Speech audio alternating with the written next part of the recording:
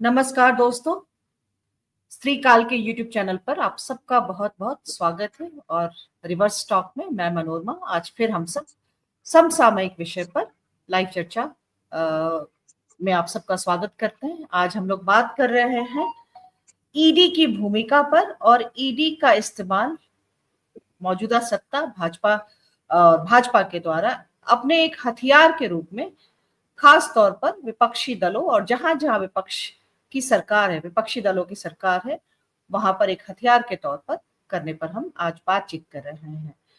2014 के बाद से और पिछले कुछ सालों में खास तौर पर हमने ईडी को सरकार के इलेक्शन डिपार्टमेंट की तरह से और बीजेपी के एक एक्सटेंशन के तौर पर काम करते हुए देख रहे हैं। आखिर क्यों जो है ईडी बीजेपी के राजनीतिक हथियार की तरह से काम कर रही है और क्यों ईडी पर सुप्रीम कोर्ट को फिर से कहना पड़ा कि राजनीतिक हथियार नहीं, जांच एजेंसी बनी।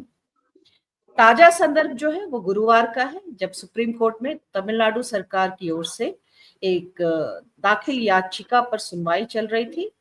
याचिका में मद्रास हाई कोर्ट की तरफ से ईडी को मिली एक्शन की स्वतंत्रता को चुनौती दी गई थी। ईडी और तमिलनाडु के टेस्मैक, तमिलनाडु स्टेट मार्केटिंग कॉरपोरेशन का मामला सुप्रीम कोर्ट में इसलिए आया क्योंकि राज्य सरकार ने यह आरोप लगाया कि प्रवर्तन निदेशालय यानी कि ईडी राज्य के अधिकार क्षेत्र में अनावश्यक हस्तक्षेप कर रहा है और राजनीतिक बदले की भावना से यानी पॉलिटिकल वेंडेटा के हिसाब से काम कर रहा है। तो पहले आगे बढ़ने से पहले थोड़ा सा समझ लेते हैं कि मामला क्या है।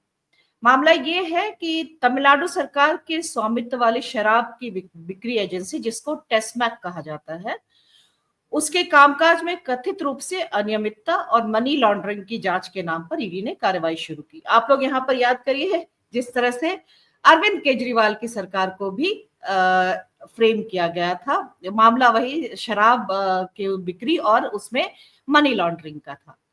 तो ईडी ने तमिलनाडु सरकार के अधिकारियों से पूछताछ की, दस्तावेज उनसे तलब किया और राज्य सरकार इसके जवाब में उसने याचिका दायर की और कहा कि ईडी बिना किसी स्पष्ट कारण के जांच कर रही है क्योंकि जो शराब बिक्री, वितरण और रेवेन्यू ये राज्य सूची का विषय है, केंद्र का नहीं।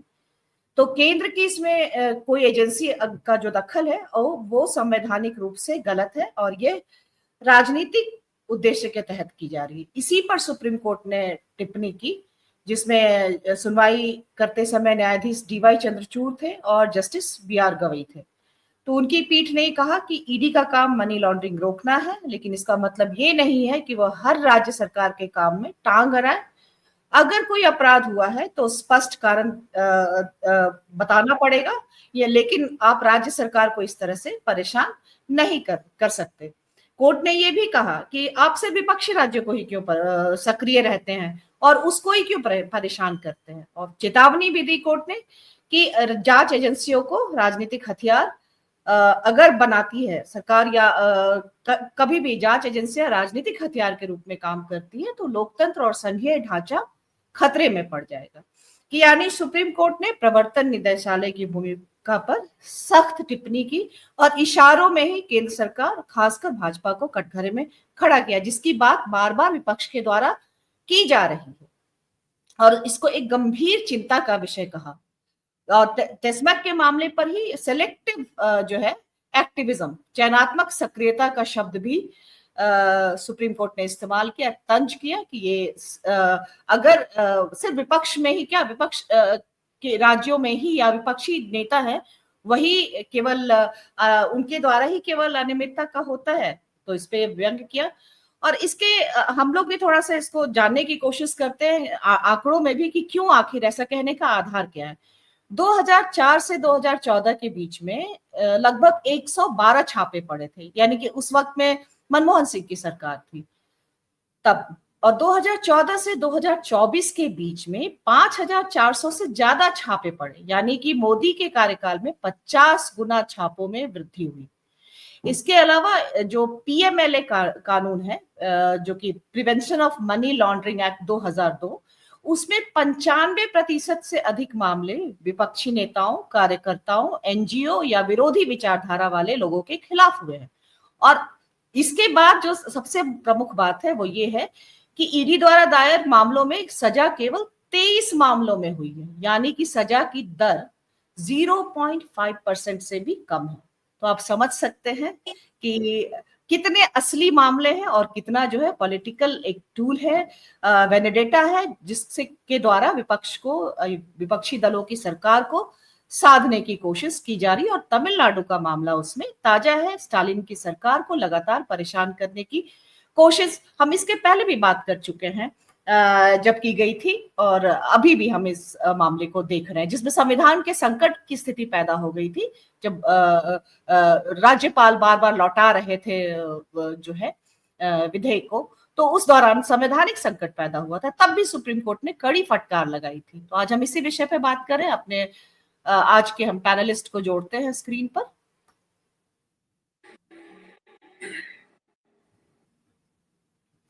हमारे साथ विनय ठाकुर जुड़ रहे हैं, स्त्रीकाल के साथी संपादक और हमारे वरिष्ठ पत्रकार, राजनीतिक टिप्पणीकार।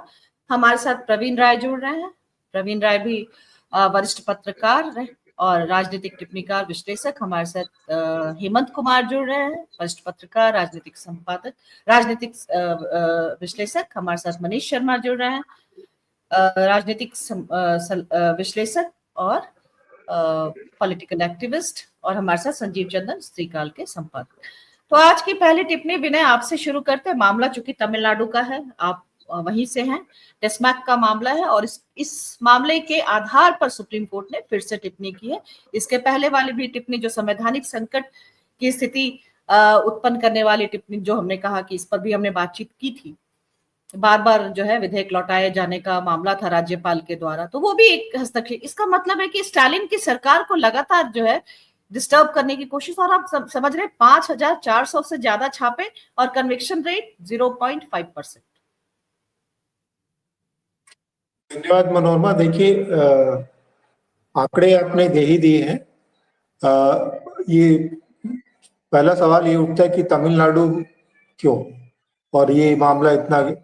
तो एक तो जो शराब जो है वो हमेशा से एक पॉलिटिकल विषय रहा है तमिलनाडु में, चाहे वो शराबबंदी का हो, चाहे शराबबंदी खोलने का हो, और तमाम कहानियां आती है कि कैसे पेरियार ने रिक्वेस्ट किया था कि भाई ये शराबबंदी मत खोलो, कैसे इलिसिट लिकर का, वो एक अलग मामला है। लेकिन जो रूल्स हैं, रूल्स के हिसाब से तो ये तय है कि जो शराब जो है वो राज्य सूची में आता है ना। लेकिन जो फिर पब्लिक ओपिनियन और लीगल के बीच का कहा मामला है। देखिए, ये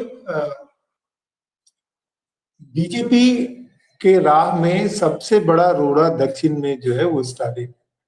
क्यों? क्योंकि बीजेपी पूरा जोर लगा करके भी जो है स्टालिन को हिला नहीं पा रहे हैं। एक तो उनका नैरेटिव की वजह से कि वो उनके साथ, बीजेपी के साथ ये चिपका हुआ है कि बीजेपी जो है उत्तर की पार्टी है, ब्राह्मणवादी पार्टी है।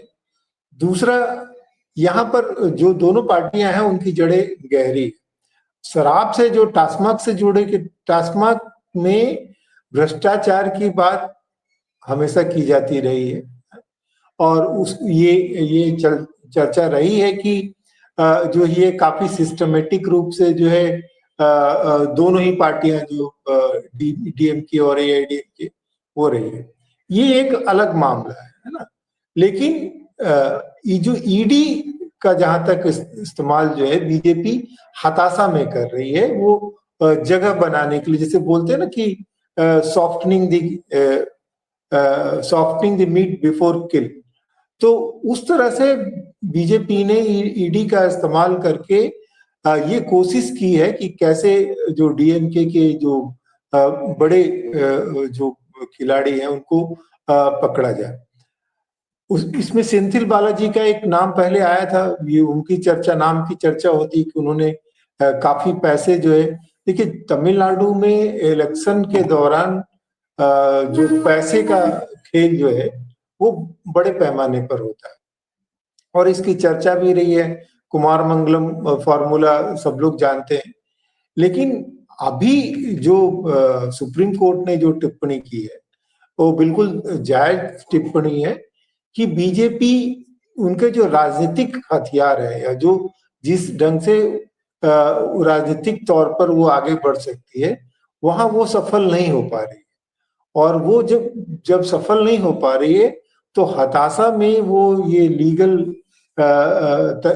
टूल्स का इलीगल इस्तेमाल करके अपने लिए स्पेस बनाना चाह रहे हैं।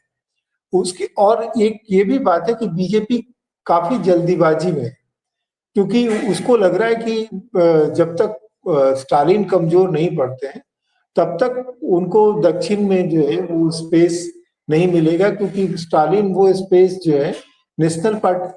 देखिए, तमिलनाडु में जो आम मतदाता है वो नेशनल पार्टी को तमिलनाडु का रिप्रेजेंटेटिव देखता है सेंटर में।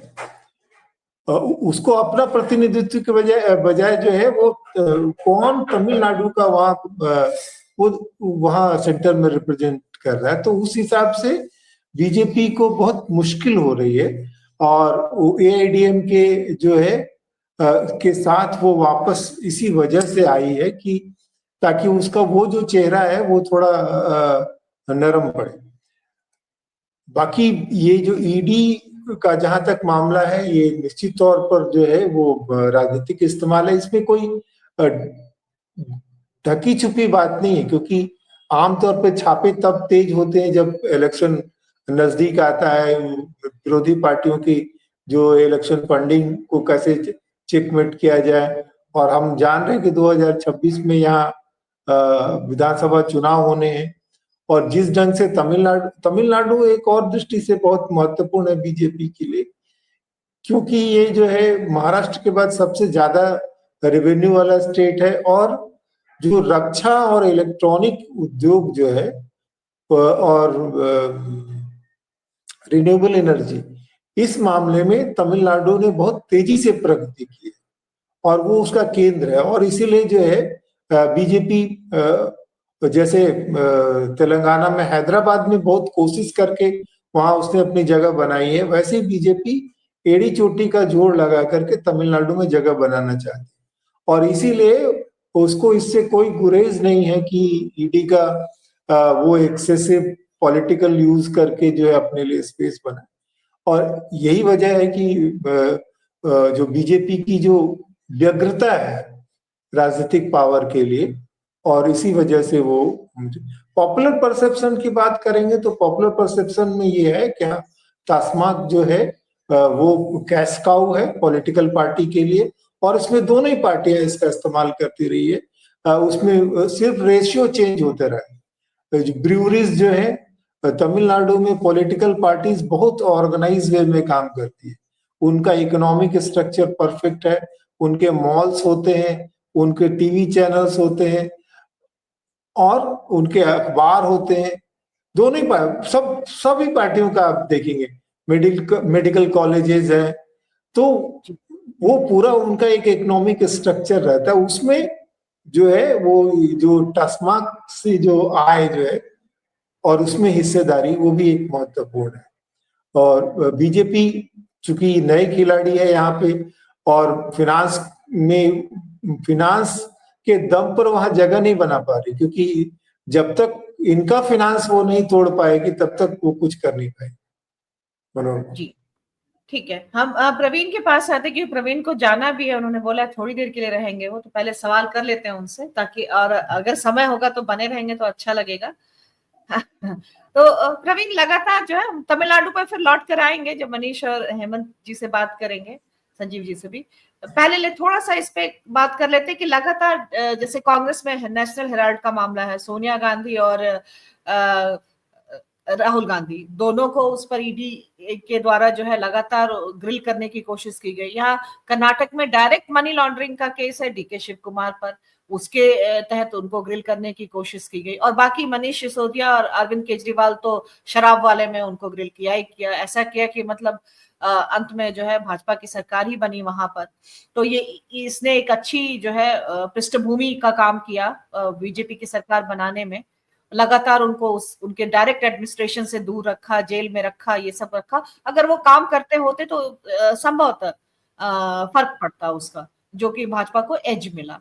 तो ये देख रहे हैं कि इस तरह से जो है उन्होंने वैसे ही साधा हुआ है। तो तमाम ये जो है, और उसमें ये भी जैसे अजित पवार का है खास तौर पर, वो भाजपा में बीआरएस का भी मामला है मनोरमा, बीआरएस वालों को, बीआरएस जो है हाँ तेलंगाना की जो बीआरएस पार्टी है, हाँ उनके हाँ लोगों को भी शराब वाले मामले में वो किया गया, और उसका रोल आंध्र प्रदेश में भी रहा।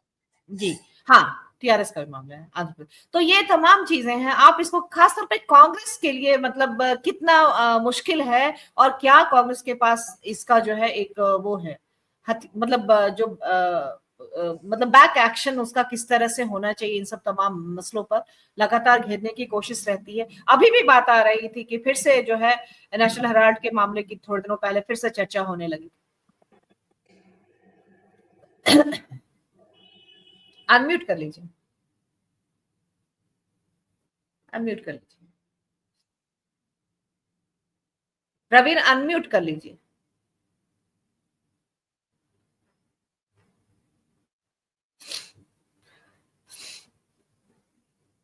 आपकी आवाज नहीं आ रही है प्रवीण, आपकी आवाज नहीं आ रही है, अनम्यूट करिए। आ रही है? हाँ अब आ रही, आप अब आ रही। जो भी पार्टियां सत्ता में रही हैं वो थोड़ा बहुत तो यूज करती हैं, लेकिन बीजेपी ने उसमें मील का पत्थर साबित किया है। कैसे सरकारों को गिराना है, कैसे अपने विपक्ष के लोगों कहाँ 10 साल में कैसे, 112 मामला, कहाँ 10 साल में 5,400 प्लस मामला। तो वही बता रहे हैं कि उसका किस तरह से इस्तेमाल, बेजा इस्तेमाल किया जा सकता है। वो बताता है कि सरकारी एजेंसियां, पहले सिर्फ सीबीआई के बारे में ये बात कही जाती थी, तो शायद उससे डर कम हो गया, तो अब ईडी को लाया गया कि मनी लॉन्ड्रिंग के केस में जो है ईडी को इन्वॉल्व किया जाए। और इसको फायदा भी हुआ है।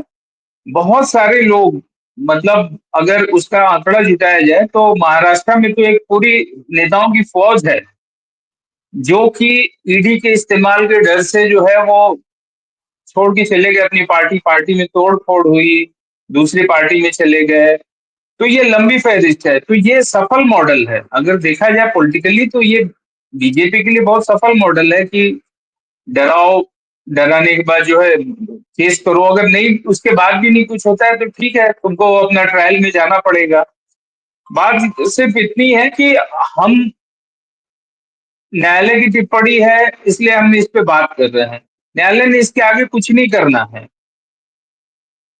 अगर उसमें सारी पॉलिटिकल पार्टीज को ऐसा लगता है तो न्यायालय को भी तो समझ में आना चाहिए। ये बात समझ में आ रही है कि सिर्फ विपक्षी पार्टियों के लोगों को परेशान किया जा रहा है, विपक्ष की सरकार को परेशान किया जा रहा है, लेकिन उसमें कुछ ऐसा डिसीजन आना चाहिए, कुछ ऐसी बात होनी चाहिए कि आगे इस तरह की कार्रवाई पे रोक लग सके। जब तक, देखिए स्टेट का मामला था लीकर, लेकिन उसमें सेंटर की एजेंसी ने हस्तक्षेप किया, तो वहीं पे कुछ न कुछ गाइडलाइंस आनी चाहिए कि आप हस्तक्षेप कर सकते हैं कि नहीं। टिप्पणी करने से या उस पर कमेंट करने से उस कुछ खास फायदा होने वाला नहीं। इससे पहले भी बहुत सारी टिप्पणियां सुप्रीम कोर्ट कर चुका है, ईडी सीबीआई सब तरह की एजेंसियों पे। तो सबको मालूम है कि इन एजेंसियों का इस समय जमकर दुरुपयोग हो रहा है, लेकिन इससे बात नहीं बनेगी। संसद में जो है कुछ उस पे जो है ठोस बात नहीं होती है, सुप्रीम कोर्ट से टिप्पणी करके रह जाता है, या एक आध दो मामलों में जो है कुछ सुनवाई हुई और उस पे कुछ उसने कह दिया तो हम लोग को लगता है कि बहुत अच्छी बात है, ये तो अच्छा है टिप्पणी किया है, लेकिन इससे आगे कुछ बात बनती नहीं। तो गाइडलाइंस जारी करना चाहिए। अब लीकर का मामला स्टेट के मामले में होते हुए भी वहां पे केस दर्ज हुआ है, तमिलनाडु में इस मामले में केस दर्ज हुआ है, वहां पे सुनवाई चल रही है, उसके बावजूद ईडी ने हस्तक्षेप किया, क्योंकि वो मौके की तलाश में रहते हैं कि हम कैसे डिस्टर्ब कर सकते हैं। अभी जो है ये बात सही है कि उनको लगता है कि तमिलनाडु में स्पेस हमारे लिए बहुत कम है, तो वो हर हथकंडा अपनाएंगे। और सोचिए कि उनकी तैयारी कब से चल रही है, 1 डेढ़ साल पहले से वो तैयार हैं कि हमको किसी तरह इस सरकार को बदनाम करना है, अपना स्पेस क्रिएट करना है वहां पे। शायद उससे कुछ फायदा मिल भी जाए, लेकिन ये दुरुपयोग तो हमेशा होता रहेगा। अगर इस पे कुछ बेहतर ढंग से जो है सुप्रीम कोर्ट या जो है हमारी संसद की ओर से कोई कानून नहीं बनेगा या इस तरह की कोई गाइडलाइंस जारी नहीं होगी तो ये तो होता रहेगा। उन मामलों का क्या हुआ? आज कोई पूछता है कि जो महाराष्ट्र के जितने मंत्री थे वो सारे मंत्री के ऊपर ईडी के मामले चल रहे थे, वो केस आज कहाँ है? क्या वो 5400 में क्या 5200 वही मामले हैं क्या? सारे मंत्री जिनके ऊपर ईडी के छापे पड़े, सारे लोग, मतलब एक रात पहले तक की बात ये थी कि ईडी का छापा पड़ा और कल वो जो है पार्टी बदल ली। तो क्या होता है, भ्रष्टाचार पे कोई कार्रवाई हो ये अच्छी बात है, भ्रष्टाचार जो है वो है, लेकिन पार्टी बदलते ही, पाला बदलते ही वो आदमी साफ हो जा रहा है, ये गलत ट्रेंड है। भाई अगर उसने गलत किया है तो उस पर छापा मारिए, उस पर कार्रवाई कीजिए, उसको सजा भी दीजिए। लेकिन अगर वो पार्टी बदल लेता है और आप जो है उसको बचा लेते हैं तो ये तो फिर ये ट्रेंड सेट हो गया। आने वाले समय में अगर कोई भी अगर सत्ता में आएगा तो ये एजेंसियां फिर वैसे ही काम करेंगी। तो इसके लिए बहुत जरूरी है कि सिर्फ टिप्पणी या किसी एक मामले तक नहीं, कोई गाइडलाइंस जारी होनी चाहिए, क्योंकि ये मामला बहुत ज्यादा बढ़ चुका है। अब एक मामले की बात नहीं कि तमिलनाडु का ये मामला आ जाया है, ये हर जगह यही होता है कि वो सारे अपनी एजेंसियों को, सीबीआई भी वहां काम कर रही है, ईडी भी काम कर रही है, जो कुछ भी हो सकता है वो सारे एजेंसी को लगा देते हैं कि किसी भी एजेंसी से तो वो डर के कुछ तो करेगा। तमिलनाडु में जो है वो उनका स्पेस कितना मिलेगा ये पता नहीं, लेकिन ये हर जगह कर रहे हैं। इस पे कुछ न कुछ मेरे हिसाब से कि कुछ न कुछ एक्शन होना चाहिए कि भाई इस पे कोई गाइडलाइंस जारी करे या किन मामलों में करेंगे, और उनसे भी सवाल पूछा जाए कि आपका कन्विक्शन कितना है, इस मामले में क्या हुआ, जो आपने 10 साल पहले छापे मारे थे उस मामले का आज सुनवाई कहाँ पहुंचा है, आपकी चार्जशीट कहाँ है? तो वो कुछ होते ही नहीं, फिर मामले बंद हो जाते हैं, पाला बदलते ही मामले पे ठंडे बस्ते में चले जाते हैं। जी बिल्कुल, बहुत सारे मामलों में चार्जशीट तक दाखिल नहीं हुई है। ईडी का वो हो गया लेकिन चार्जशीट तक दाखिल नहीं हुई है, ये है।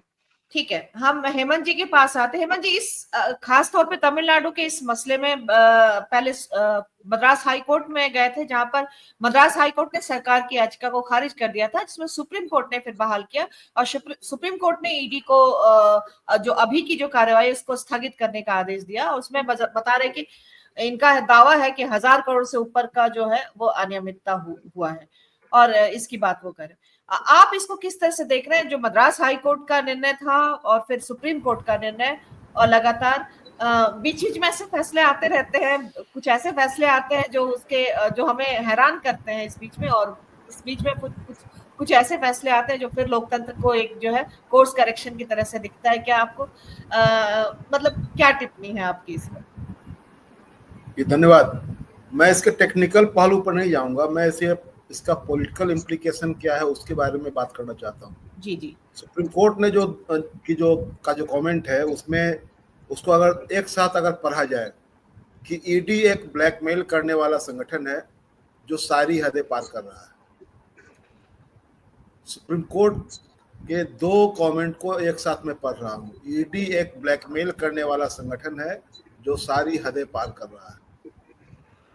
ये अपने आप में बताता है कि किस तरह से सरकार इनका इस्तेमाल कर रही है विपक्षी दलों के खिलाफ, उनके नेताओं के खिलाफ, उनकी सरकारों के खिलाफ। और इस पूरे प्रकरण में आप देखेंगे कि जो मेनस्ट्रीम मीडिया है उसकी भूमिका आप देख लीजिए, और उसको कई जगह से मैं जोड़ के बताना चाहता हूँ।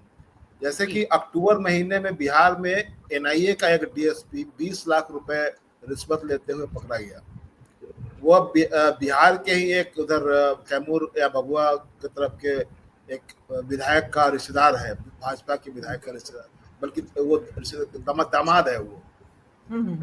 और उसके बाद उस घटना जब वो पकड़ा गया और उसकी पूरी क्रोनोलॉजी सामने आई तो वो एक तरह से ब्लैकमेलर निकला एक तरह से कि वो मनोरमा देवी जो जेडीयू की अब एमएलए हैं वो उनके यहाँ वो पहुंच गया छापेमारी करने के लिए, और उसके बाद उसने बाद में धमकी दी कि अगर नहीं पैसा दोगे, 70 लाख से शुरू हुआ, और उसके बाद कि पूरे परिवार को जेल में डाल देंगे, 147 रखवा देंगे घर में, और कि हथियार बरामदगी दिखा करके सारी बातें हुई।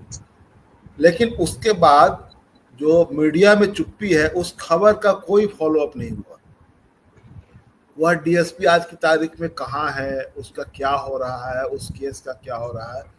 तो इस देश में ईडी, सीबीआई और आईटी, इन लोगों की जितनी कार्रवाइयां हो रही है उसमें आप देखेंगे कि कोई खास करके कोई फॉलो अप नहीं होता है। तो आखिरकार ये इसके पीछे क्या वजह है? हम लोग अखबार में हम लोगों ने लंबा समय बिताया है और फॉलो अप ही न्यूज की, खास करके ऐसे मामलों में फॉलो अप को ही माना जाता था कि वो एक तरह से वो आपका काम, आपका किया हुआ काम है, क्योंकि आप उसमें जब आप फॉलो अप करते हैं तो आपको उसमें जाकर के बहुत सारे काम करने पड़ते हैं, रिसर्च वर्क करना पड़ता है, बहुत सारे तथ्य जुटाने पड़ते हैं। तो ये काम किसकी वजह से छोड़ा जा रहा है? क्या सरकारें ऐसा करती है कि आपको ये सब कुछ नहीं करना है, और मीडिया संस्थान को एक तरह से इंस्ट्रक्शन होता है कि इन चीज़ों पर चुप्पी साध लेनी है? किन के मामले में किया जाता है? तो विपक्ष के मामले में, जैसे कि अभी बिहार में चर्चा शुरू हो गई फिर लैंड फॉर जॉब। अब ये 2-3 दिनों से चल रहा है ये लैंड फॉर जॉब।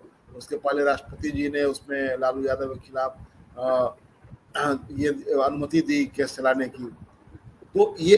तो मैं ये इसलिए कह रहा हूँ कि इससे पूरे कैरेक्टर को समझने की जरूरत है कि सरकार की एजेंसियां, वो सिर्फ ये अब कह देने से काम नहीं चलने वाला है कि प्रत्येक सरकार इन एजेंसियों का इस्तेमाल करती रही है, ये सही है, लेकिन इन एजेंसियों की अब जो है विश्वसनीयता अब पूरी तरह खत्म हो चुकी है।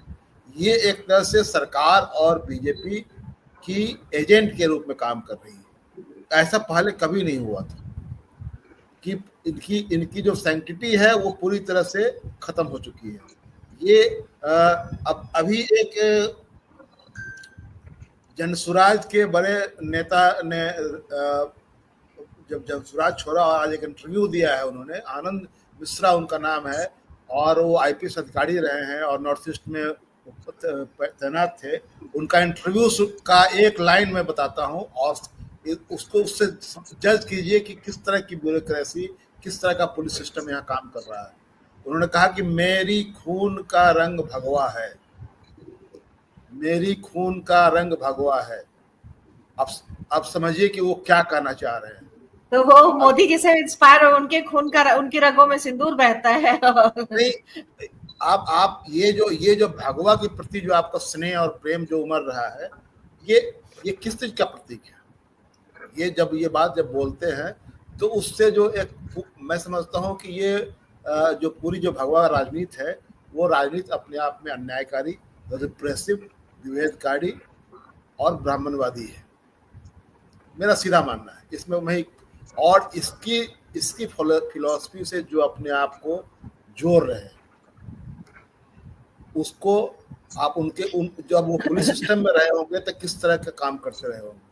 इसलिए जब ये कहा जाता है कि तरह तरह के लोगों को रहना जरूरी है सिस्टम में, न्यूज रूम में तरह तरह के लोगों को रहना जरूरी है। मैंने देखा है, मैंने न्यूज रूम को लीड किया है और मैंने देखा है कि वहाँ किस किस तरह के जातिवादी और सांप्रदायिक कमेंट होते रहे हैं। ये इसलिए होता है कि सब एक ही तरह के लोग रहते हैं,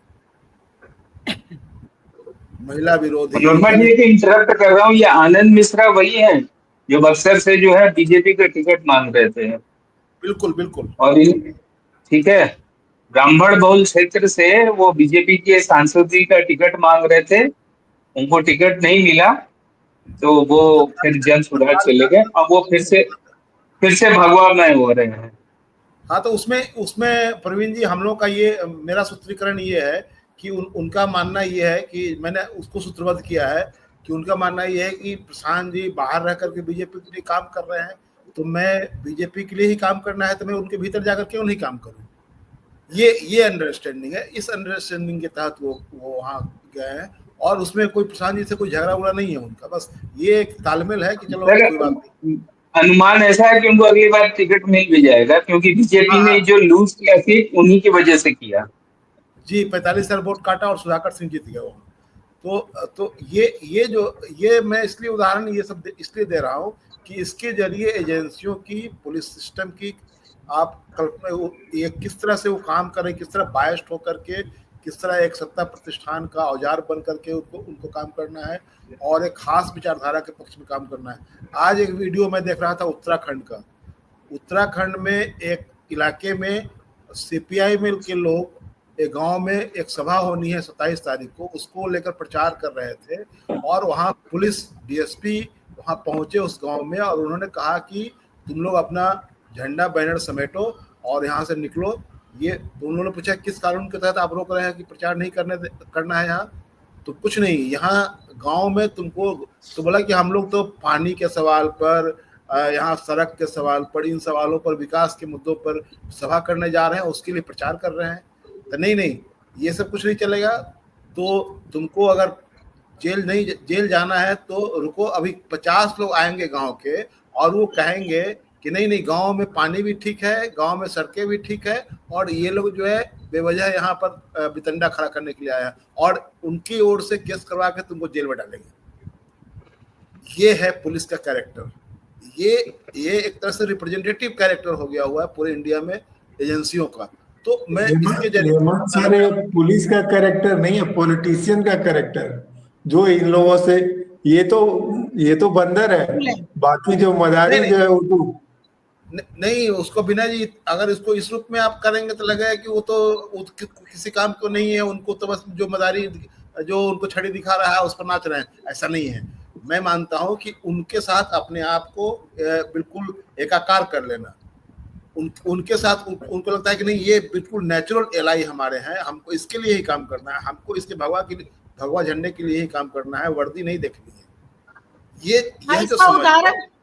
इसका उदाहरण हमें कर्नाटक में दिखता है। कर्नाटक में भाजपा की सरकार आ जाने के बावजूद भी आप तमाम जो सिस्टम है उसको बहुत ज्यादा भाजपा के प्रो में काम करते हुए नहीं देखते हैं, जैसे पुलिस है या वो है। एक और उदाहरण बिहार के मनोरमा में देना चाहता हूँ। अभी जो पुलिस कश्यप जो है, जो यूट्यूबर जो जेल गया था तमिलनाडु और बिहार के बीच में लड़ाई लगवाने के, इसमें और वीडियो बनाने के, हाँ, उसको पीएमसीएच में उसकी पिटाई हो गई बहुत जबरदस्त। और उसके बाद गुप्तेश्वर पांडे जो बिहार के डीजीपी रहे हैं, उन्होंने एक व्यंग्यात्मक टिप्पणी लिखी फेसबुक पर, जबकि वो संत हो गए हैं। अब पहले वो वर्दी में थे, वर्दी उतारने के बाद वो संत हो गए, पूरी दुनिया में घूमकर प्रवचन करते हैं।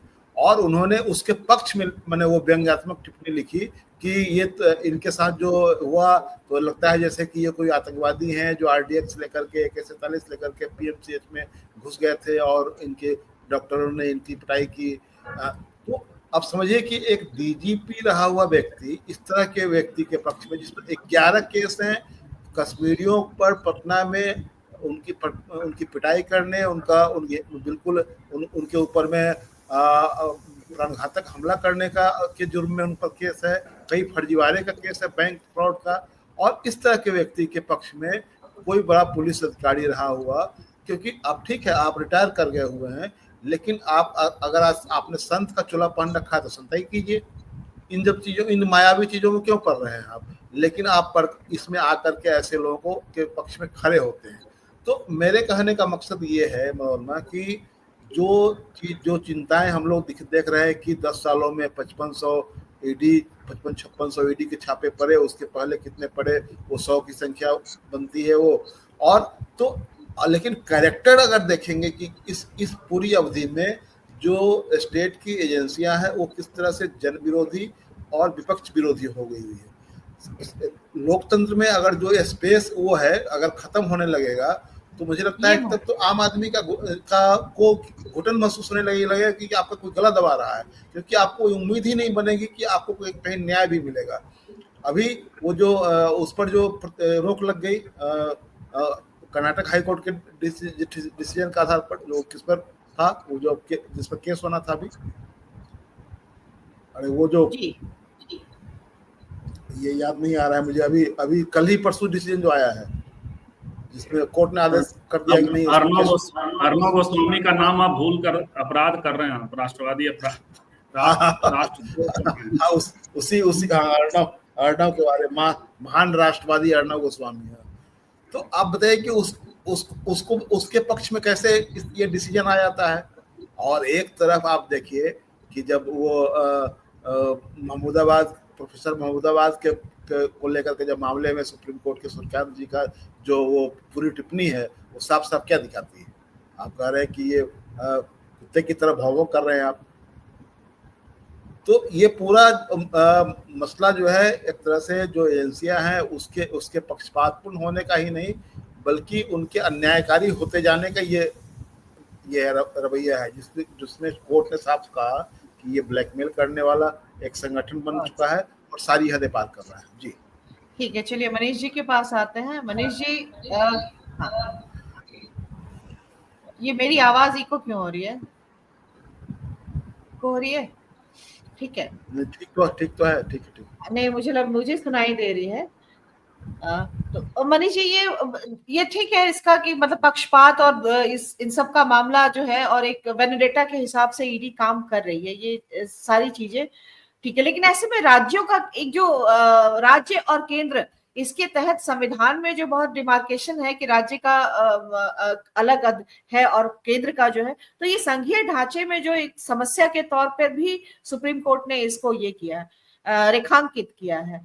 तो ये मसला अब तमिलनाडु से जब सुप्रीम कोर्ट ने इस तरह की टिप्पणी की है, तो आपको एक तो संवैधानिक वो समस्या के तौर पर और उसको नुकसान पहुंचाने के तौर पर भी सुप्रीम कोर्ट ने इसको रेखांकित किया। तो आपको लग रहा है कि इस मामले के बाद इसको आगे किस तरह से ये जाएगा, जब ये संवैधानिक उस पे संकट के तौर पर अगर बार बार ईडी किसी राज्य सरकार को परेशान करने के लिए और उसमें दखल भी कर रही है, जब ये, क्योंकि एक बड़ा टेक है ये कि ये सब तमिलनाडु सरकार का मामला था जिसमें ईडी ने गलत तरीके से हस्तक्षेप किया है।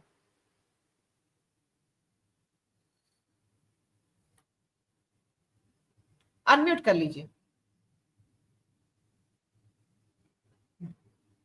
एक खास टाइमिंग है, इसको हम लोगों को समझना है कि आप देखिएगा कि झारखंड में ठीक चुनाव से पहले ही जो है हेमंत सोरेन को ईडी ने कोशिश की, भाजपा ने वहां एक जबरदस्त कोशिश की, उनको जेल में डाला, 5 महीने तक जेल में रहे। या आप देखिए थे दिल्ली चुनाव से पहले आप देखेंगे कि अरविंद केजरीवाल और पूरे उनके नेताओं के साथ वो टारगेट किया गया। और अब 26 में तमिलनाडु का चुनाव है, तो एक कोशिश उनकी थी कि ये अगर चल पड़े तो 1 साल तक अगर इसको हम लोग अभियान के रूप में बदला जाए, तो ये एक ट्रेंड आप इसको देखेंगी। तो एक तो हमको लगता है कि इसको बहुत, देखिए संघीय ढांचे का जो सवाल है, संवैधानिकता का जो सवाल है और संविधान के हिसाब से चलने का जो सवाल है, तमाम संस्थाओं की स्वायत्तता का जो सवाल है, थोड़ा सा मनीष जी रोक रहे, जैसे कि जो दिल्ली सरकार वाला शराब वाला मामला में ईडी ने हस्तक्षेप किया था, तमिलनाडु, क्या दोनों एक जैसा है? दोनों में क्या फर्क है? ये इससे ज्यादा बीजेपी इसको इस रूप में ले रही है कि हमको इन सारी संस्थाओं का लगातार प्रयोग करते रहना है, कहीं हम सफल हो सकते हैं, कहीं हमको झटका भी मिल सकता है। ये वो एक मान के चल रहे हैं। उनके लिए जो समझदारी है, जैसे उनको झारखंड में फायदा नहीं मिला लेकिन दिल्ली में मिल गया, दिल्ली में भी अभी साबित थोड़े हुआ है, मैं पॉलिटिकल एंगल से बात कर रहा हूँ, साबित नहीं हुआ है वहां भी, दिल्ली में भी मामला जो है उसको। लेकिन मैं ये कहना चाहता हूँ कि ये जो कोर्ट की फटकार है, ये कोर्ट की फटकार 1-2 बार थोड़े मिली है, या ये पहली बार थोड़े हो रहा है। अब उनके जो निदेशक थे, एक तो संजय कुमार, जो जिनकी कार्यकाल लगातार सरकार बढ़ाए जा रही थी, उस पे भी कोर्ट ने फटकार लगाया, क्या तुम्हारे पास कोई ऐसा योग्य अधिकारी नहीं रह गया हिंदुस्तान के अंदर कि ईडी का यही महोदय हमेशा निदेशक बने रहेंगे? तो इसके पहले भी आप देखिएगा उसका कोई अब असर नहीं होना है। असल में सवाल अब ये है कि पॉलिटिकली इससे बीजेपी को नुकसान हो जाता है, पॉलिटिकली इससे बीजेपी को फायदा हो जाता है, सवाल यही है। और हेमंत सोरेन जब जेल में गए, हेमंत सोरेन जेल से बाहर आए, तो जो हम लोग उस समय बहस भी कर रहे थे, बात भी कर रहे थे कि अरविंद केजरीवाल का मसला अलग है, हेमंत सोरेन का मसला अलग है। हेमंत सोरेन को जेल में रखना बीजेपी के लिए और खतरनाक होगा। हेमंत सोरेन जेल से बाहर आएंगे तो और ज्यादा उनकी लोकप्रियता और ज्यादा उनकी ताकत राजनीति में कई गुना बढ़ेगी। वो अरविंद केजरीवाल के साथ नहीं हुआ, वो उनके लिए उल्टा पड़ गया। ये जो तमिलनाडु का मसला है, तमिलनाडु का मसला भी ये बीजेपी के खिलाफ जाएगा पॉलिटिकली। मैं जो आपसे बात करना चाहता हूं, ये बार बार आप देखिएगा कि अगर आप उसको वैचारिक धरातल पर देखिएगा तो हिंदुत्व का जो बहुत ही अभी के दौर में 21वीं सदी में अगर देखिएगा कि हिंदुत्व का जो सबसे व्यवहारिक क्रिटिक जिसको बोलते हैं, वो अगर कहीं बीजेपी को मिल रहा है तो वो तो तमिलनाडु से मिल रहा है। उसका जवाब तो स्टालिन दे रहे हैं, उसकी एक अपनी परंपरा भी है, लेकिन वो अभी वो उसी स्प्रिट को अभी जिंदा किए हुए हैं। वो भाषा के सवाल पे वो अभी देखेंगे, उदयनिधि ने उस समय आपने देखा होगा वो सनातन को बोला कि इसके उन्मूलन की जरूरत है, इसमें इसका विरोध करने की बात नहीं है, डेंगू है, मलेरिया है, मच्छर है, इसको ठीक नहीं किया जा सकता है, इसको मारा जा सकता है, तो वो आप देखिएगा ना वो क्यों बोल पा रहे हैं। वो बेसिकली आप वहां जो तमिलनाडु की राजनीति है उसका खूंटा वैचारिक है, विचार के मोर्चे पर ही वहां आप देखिएगा कि लड़ाई होगी। और वहां धर्म की जो राजनीति है, जो भाजपा की राजनीति है, उसके लिए कोई जगह नहीं बन रही है। तो थोड़ी सी जगह बन जाए, कोई इस तरह के रास्ता निकल आए, उसके लिए ये सारी कार्रवाई आप देखिएगा कि होगा। हमको लगता है कि इसको बहुत संघीय ढांचे से, बहुत संस्थाओं की स्वायत्तता से या ईडी के प्रदर्शन से, ईडी का जो रेट है चीजों को अंतिम समय तक पहुंचाने का, ये सब अब बहस में है। बहुत आप मैंने इस पे बहुत बात करने की भी बहुत अब इच्छा नहीं होती है, उस पर बहुत बात किया जाए।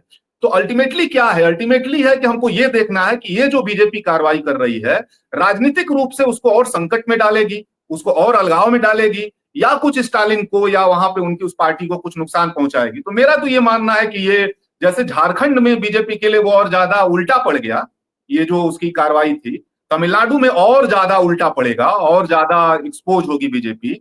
उसके लिए जो थोड़ी बहुत जगह बन सकती थी, वो जगह भी उसके लिए बननी मुश्किल होने जा रही है। ये असली सवाल यही है। और जो सवाल है वो बीजेपी के रहते उन सवालों को एड्रेस किया नहीं जा सकता है। सुप्रीम कोर्ट की जो स्वायत्तता है, संसद की जो स्वायत्तता है, या सीबीआई ईडी की जो स्वायत्तता है, चुनाव आयोग की जो स्वायत्तता है, उस पे तो आप समझ रहे हैं कि वहां एक बहुत कोई मुकम्मल कोई जवाब मिले चुनाव आयोग से या सुप्रीम कोर्ट से कोई जवाब मिले। सुप्रीम कोर्ट केवल डांट ही क्यों रहा है भाई, ये बात अगर आप ध्यान से देखें, केवल डांट रहा है, केवल फटकार रहा है। एक आध केस तो ऐसा लगता है जैसे सुप्रीम कोर्ट को भी बीच बीच में अपनी कोई क्रेडिबिलिटी बना के रखनी है। उसके सामने भी एक संकट है कि उसकी क्रेडिबिलिटी भी बहुत खतरे में है। आमतौर पे ये धारणा बनती जा रही है कि कोर्ट जो है और सरकार के बीच में एक गहरा रिश्ता बनता जा रहा है। तो ये बीच बीच में जो ये करते हैं, कोई मुकम्मल जवाब नहीं देते हैं, कोई मुकम्मल कार्रवाई में नहीं जाते हैं, किसी बुनियादी चीजों को नहीं छेड़ते हैं, कुछ ऊपरी तरह किस्म के कुछ डायलॉग, जैसे लगता है कोई डायलॉग मारा जा रहा है। कोई बहुत बार तो हमको फिल्मी डायलॉग लगने लगा है कि वो जो चल रहा है वहां पे। तो मेरा ये कहना है कि वो स्वायत्तता का सवाल, संघीयता का सवाल अब क्वेश्चन से बाहर है। ये क्वेश्चन में अब नहीं है। ये हमको लगता है कि वो डिबेट में नहीं है। डिबेट ये है कि बीजेपी पॉलिटिकली क्या हासिल करने जा रही है तमिलनाडु में, दक्षिण भारत में। और ये सच बात है कि वहां उसकी नस जो है दबी हुई है। तमिलनाडु में वो बहुत खुल के हिंदुत्व की राजनीति कर नहीं पाती है। एक बड़ा संकट उसके सामने है। उसको दूसरे तरीके से वहां एंट्री करनी पड़ रही है। और वो भी जो एंट्री किया ईडी के जरिए, वहां भी उसको झटका लग गया। तो हमको तो लगता है कि ये उसको भारी पड़ने जा रहा है।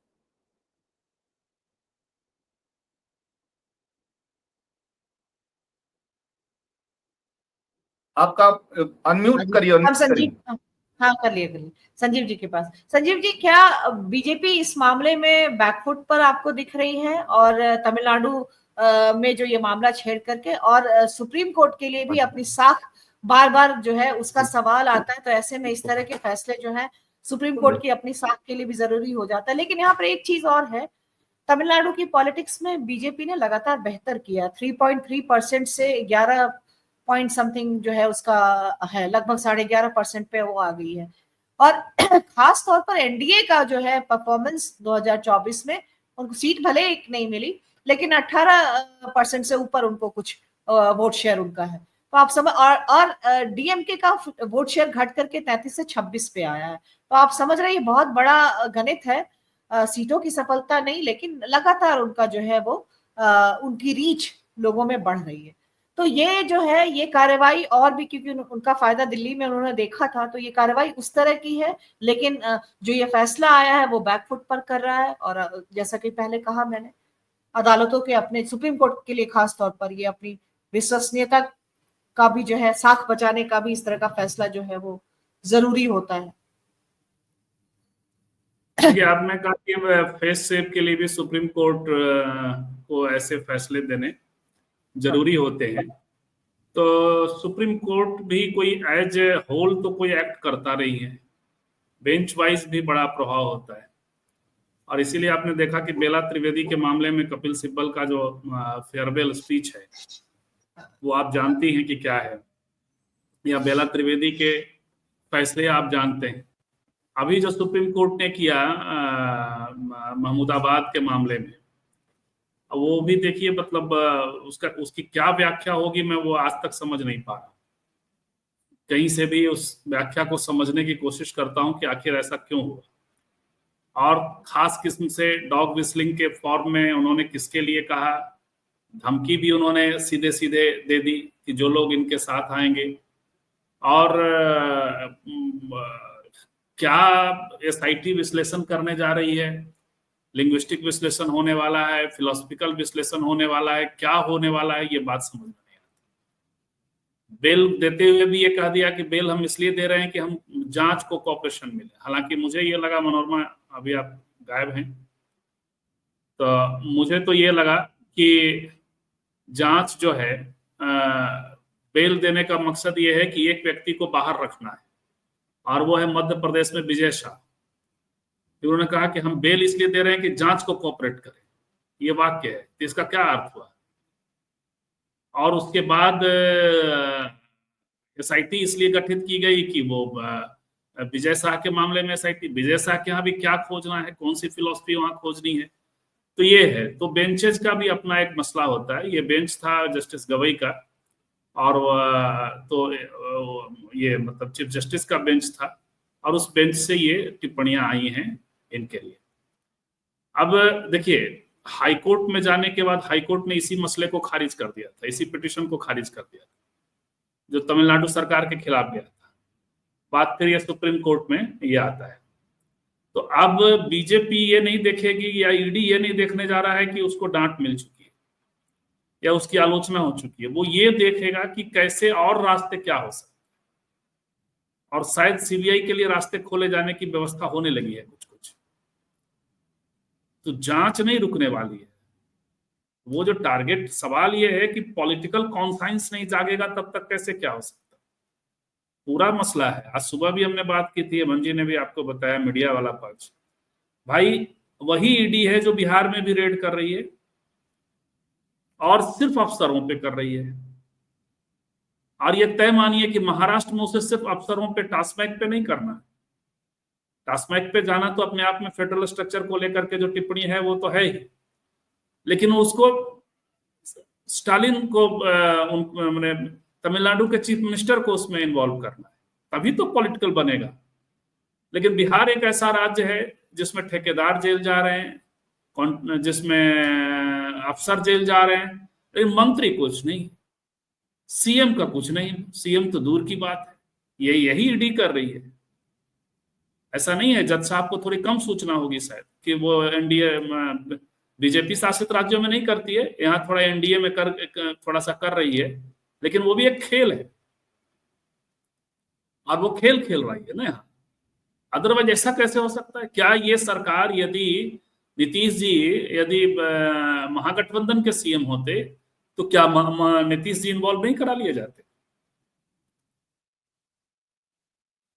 तो ये एक मसला है। आप देखिए, वहां उनके बढ़ने और ना बढ़ने के दूसरे रीजंस, जैसे एक ही मनीष जी ने कहा ना कि एक ही घटना घटी, और वो ये कि आपने जेल में डाल दिया हेमंत सोरेन को, और एकदम और आपने जेल में डाल दिया अरविंद केजरीवाल हार गए और हेमंत सोरेन जीत गए।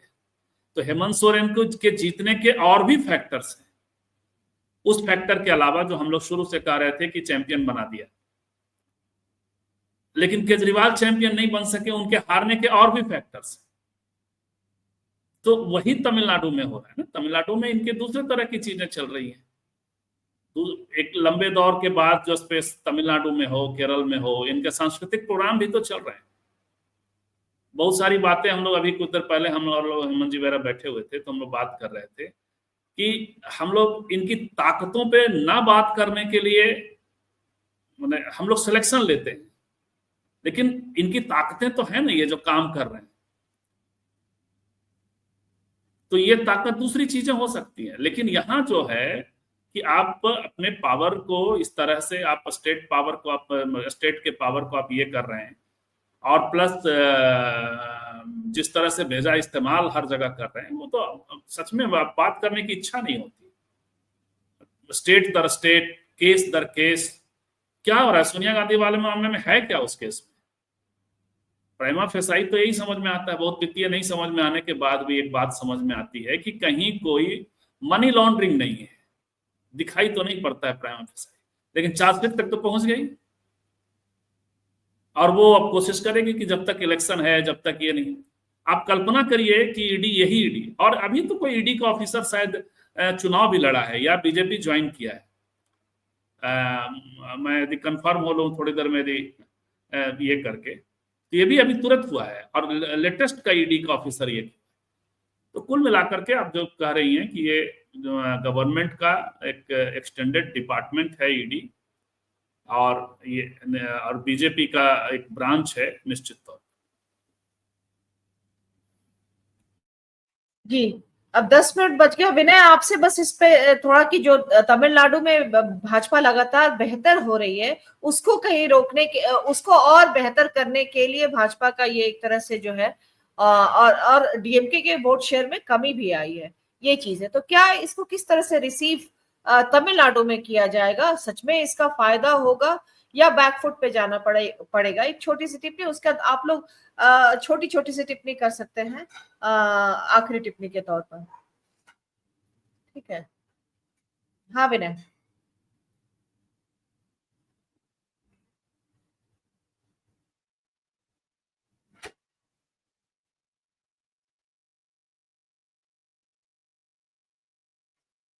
विनय, आप सुन रहे हैं? विनय फ्रीज हो गया लगता है। ठीक है, हेमंत जी आप ले लीजिए ये सवाल, इसी सवाल को आप ले लीजिए। विनय फ्रीज हो गया। अच्छा, विनय आ गए? विनय आ गए? नहीं, अच्छा नहीं, सवाल कि मतलब इसको इस तरह से भी देखा जा सकता है कि लगातार बेहतर कर रही है भाजपा, जो है उसने काफी सुधार किया है, 3.3% से सीधे 11.5% पर आ जाना, और एनडीए का टोटल जो है वो भी 18%। हालांकि देखिए, एआईडीएमके ने कुछ मामलों पर डिस्टेंस किया अपने आप को बीजेपी से, ये भी है, एआईडीएमके उसके मेन अलाई में है। तो यानी कि इसका मतलब है कि भाजपा की जो राजनीति है वो नहीं चलने वाली है बहुत ज्यादा, तो या एआईडीएमके को उससे नुकसान होने वाला है, इसलिए वो अलग भी सर्टेन मामलों पे अलग भी करती रहती है। तो आप इसको किस तरह से देख रहे हैं कि क्या इसका फायदा भाजपा उठाने की कोशिश में है और बेहतर करने की कोशिश में है अपना वोट शेयर को, और फिर तब जाकर के वो सीट में भी बदलेगा, जबकि अभी सीट में नहीं बदला है तमिलनाडु में? देखिए मनोरमा, सबसे बड़ी बात यह है कि भाजपा को राजनीति करनी है, कोई दिक्कत नहीं, आप राजनीति कीजिए, लेकिन जिस तरह से पूरे संविधान का, कानूनी व्यवस्था का जिस तरह से आपकी धज्जियां आप उड़ा रहे हैं, वो कई मौकों पर यह साबित हुआ है। जिस तरह से राज्यपाल वहाँ काम कर रहे हैं, सुप्रीम कोर्ट ने जिस तरह से इस पर टिप्पणी की, और उसके बाद फिर ये राष्ट्रपति महोदया के जरिए जो कुछ कहवाया गया सुप्रीम कोर्ट के उस निर्णय को लेकर के, और फिर अभी जो ईडी को लेकर के जो कोर्ट की जो टिप्पणी है, तो ये सिर्फ राजनीति का मसला नहीं है। मसला ये है कि जो मैंने पहले भी कहा कि ये पूरा जो स्टेट का जो भूमिका है, उस भूमिका को ही पलट देना है। उसमें वो भूमिका ही एक तरह से पलट दी गई है। ये जैसे कि आपको ये कह दिया गया है कि नहीं, हम बाकी विपक्ष के किसी भी वो सरकार में हो, वो विपक्ष में हो, उनके लिए कोई स्पेस छोड़ने की जरूरत नहीं है। उनके खिलाफ कार्रवाई करनी है, और जिस हद तक जाकर के कार्रवाई कीजिए आप। अब जहां आपको कोई जहां जाने की आपको इजाजत नहीं है, जो आपके प्रीव्यू में नहीं है, उसमें भी आप घुस जाइए, अपनी सीमा का उल्लंघन करके आप जाकर कुछ कार्रवाई कर लीजिए।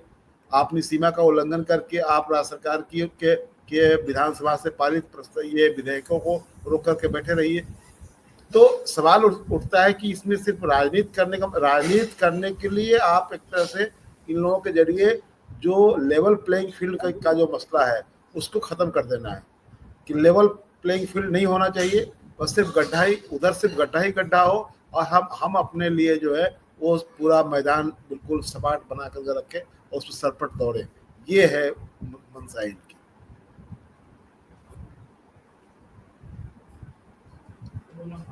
जी, मनीष जी आप भी इसी सवाल पर ये विनय वापस आ गए। विनय, थोड़ा तमिलनाडु वाले मसले पर जो भाजपा के लगातार जो है बेहतर करने से इस मसले का जो है कनेक्शन या क्या फायदा होगा और ज्यादा या फिर बैकफुट पर जाएगी, इस पर एक छोटी सी टिप्पणी करिए।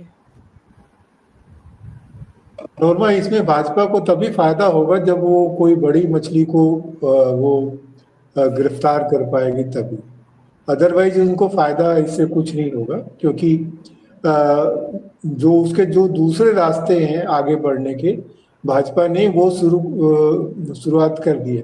भाजपा जो एकला चलो वाली जो नीति थी वोट शेयर बढ़ाने की, वो तो पहले चरण में उसने कर लिया। अब वो एआईडीएमके के साथ समझौता कर चुकी है। एआईडीएमके के साथ समझौता करने के बाद उसके लिए ये आसान हो गया है कि वो पीएमके, एआईडीएमके और बीजेपी, इसके बाद इसके अलावा जो छोटी छोटी पार्टियां जिसके साथ हो रही है, उसका एक गठबंधन बना पाए। हाँ, इस मामले से उसको सिर्फ ये वो जो बोलते हैं कि नॉइज क्रिएट करना, वो करने की कोशिश कर रही है कि जो डीएमके का जो शासन जो है वो बहुत ही भ्रष्ट शासन है और गवर्नेंस का इशू। पीछे जो है वो अवैध शराब वाला मामला हुआ था जिसमें काफी संख्या में जो दलितों की मृत्यु हुई थी, और उसको लेकर के बीसीके में नाराजगी भी थी, पर जो पॉलिटिकल वो जो है अभी उसके मुफीद नहीं है, तो वो खुल करके कुछ नहीं बोल रहे। हाँ, लेकिन ये है कि अभी इसमें जो है काफी वक्त लगेगा। उनका हाथ स्टालिन या स्टालिन के परिवार तक पहुंचे, इसकी संभावना बहुत कम है। हाँ, वो सेंथिल कुमार जैसे लोग जो इसको मैनेज करते रहे, उसके पास तक भी अगर पहुंच पाए और फिनांस को वो चोक कर पाए तो उनको फायदा होगा। हालांकि वैचारिक रूप से डीएमके के जो वोटर है वो ठोस है। और जो मनीष जी ने जिसका उल्लेख किया था, उदयनिधि वाला, मच्छर वाला, जो सनातन वाला, और ये पहले भी जो डीएमके में यूज किया गया है कि ये जो ब्राह्मणवादी विचारधारा जो है, दे आर लाइक मॉस्किटोज। ये मतलब 50 के दशक में भी इसका इस्तेमाल किया उन्होंने। मतलब बात यूं ही नहीं आई है, इसकी एक वैचारिक श्रृंखला रही है। जी मनीष जी, इसी पर एक छोटी सी संजीव जी, अगर कोई टिप्पणी हो दर्शकों की, आउटसाइड पैनलिस्ट की, जो डिबेट को में कुछ इजाफा कर रही हो, तो वैसी टिप्पणी को आप दोनों से ले सकते हैं हम लोग।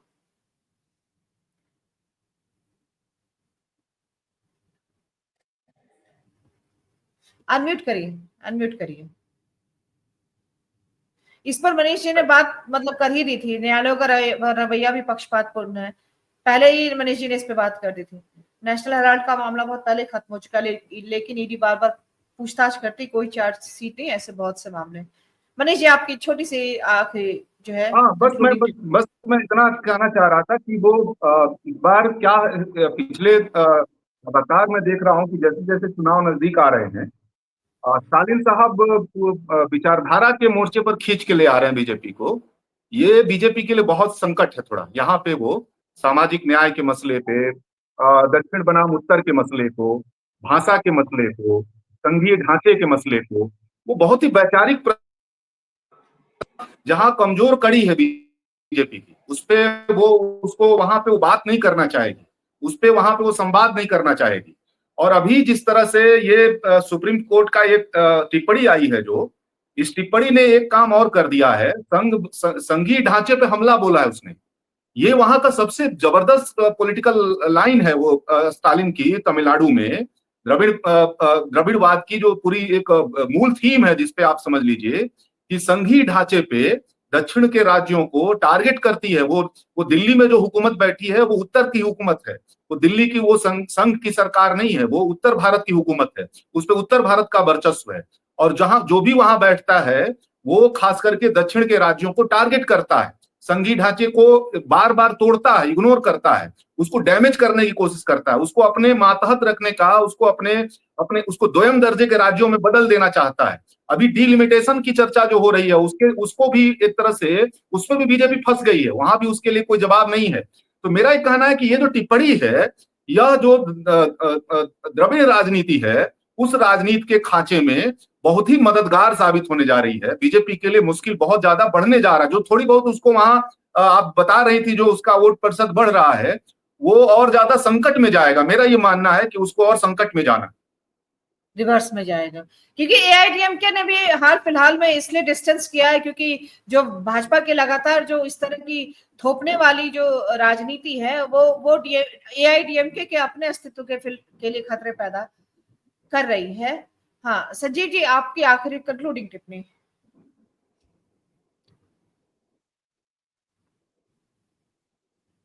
जी नहीं, क्या टिप्पणी करूं? मतलब डिबेट को एंड करिए, आपकी टिप्पणी से बातचीत खत्म करते हैं। पूछ लीजिए मनोरमा जी, बता दीजिए क्या टिप्पणी करें।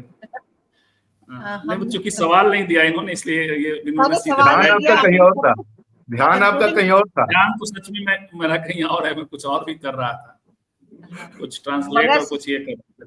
बहुत सारी बातें हैं, तमाम डिबेट को आपने सुना होगा। लेकिन देखिए, मैं मनीष जी की बात को ही आगे बढ़ाऊंगा, जो आखिरी बात है इनकी।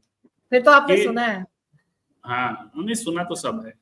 तो ये देखिए, तमिलनाडु के प्रसंग में आप देखिएगा तो दूसरे तमाम राज्यों की तुलना में, और खुद जो स्टालिन है, वो नैरेटिव सच में अपने हाथ में उन्होंने रखा हुआ है, और कई सारे मुद्दों के साथ, चाहे वो भाषा के सवाल पे हो, डिलिमिटेशन के सवाल पे हो, या सोशल जस्टिस के मुद्दों पर। और मैं अक्सर देख रहा हूँ, पता नहीं उनके साथ वकीलों की कैसी टीम है कि वो रिजल्ट लेके आ जा रहे हैं। वो गवर्नर मामले में भी देखिए, वो रिजल्ट लेके आ गए, और उसके बाद प्रेसिडेंट के सामने गया, प्रेसिडेंट टर्म्स ऑफ रेफरेंस भेज रहे हैं, और क्या क्या हो रहा है सब देख रहे हैं। हालांकि सुप्रीम कोर्ट में तो कपिल सिब्बल ने ही तमिलनाडु सरकार का पक्ष रखा। बिल्कुल, लेकिन सरकार की ओर से उनके केस तो स्ट्रॉन्ग, हाँ, ईडी की ओर से मुकुल रोहतगी थे एज यूजुअल, और इधर से कपिल सिब्बल थे। तो उसमें दो चीजें होती हैं। देखिए, मुकदमे जो है ना, वो मुवक्किल लड़ते हैं, वकील नहीं लड़ते। आप अपने केस को कैसे कन्विंस करते हैं, कैसे तैयार करते हैं, ये भी बहुत मायने रखता है। वकील तो खैर टेक्निकल चीजें देते ही रहते हैं। और दूसरा है कि चूंकि स्टालिन के हाथ में जब होता है, चूंकि नैरेटिव उनके हाथ में है, तो सब मिक्स होकर के चीजें जाती होंगी। एक साहस का भी है। आप देखिए ना, क्या हुआ था महाराष्ट्र के मामले में। महाराष्ट्र के मामले में कहा कि ये सरकार तो गलत बनी है, लेकिन क्या करें, बन गई है, आपने इस्तीफा क्यों दिया, हम आपको दोबारा तो नहीं ला सकते। तो आप देखिए, यदि उन्होंने साहस किया होता तो वो जजमेंट उनके फेवर में चला गया होता, वो वहां बने रहते। मैं बात कर रहा हूं उद्धव ठाकरे की। तो कई बार कई सारी चीजें मिक्स होकर के रिजल्ट आपके फेवर में लेकर के आता है। मतलब आप क्या है, वो लाइन है ना अल्केमिस्ट वाली, कि आप जब चाहते हैं तो बड़ी शिद्दत से जो है पूरी कयामत आपके लिए कायनात जो है, पूरा यूनिवर्स, कयामत ढा रहे थे अभी आप। नहीं, कयामत नहीं ढा रहे, पूरा कायनात जो है, पूरा यूनिवर्स जो है आपके पक्ष में षड्यंत्र करता है। तो मुझे लगता है कि उनके मामले में यही हो। चलिए, तो बहुत बहुत शुक्रिया आप चारों का, और प्रवीण चले गए, प्रवीण का भी, इस महत्वपूर्ण चर्चा में भाग लेने के लिए। और हम लोग इसी नोट पर आज की चर्चा खत्म करते हैं। भाजपा के लिए मुश्किल स्थिति है सुप्रीम कोर्ट के इस टिप्पणी के बाद।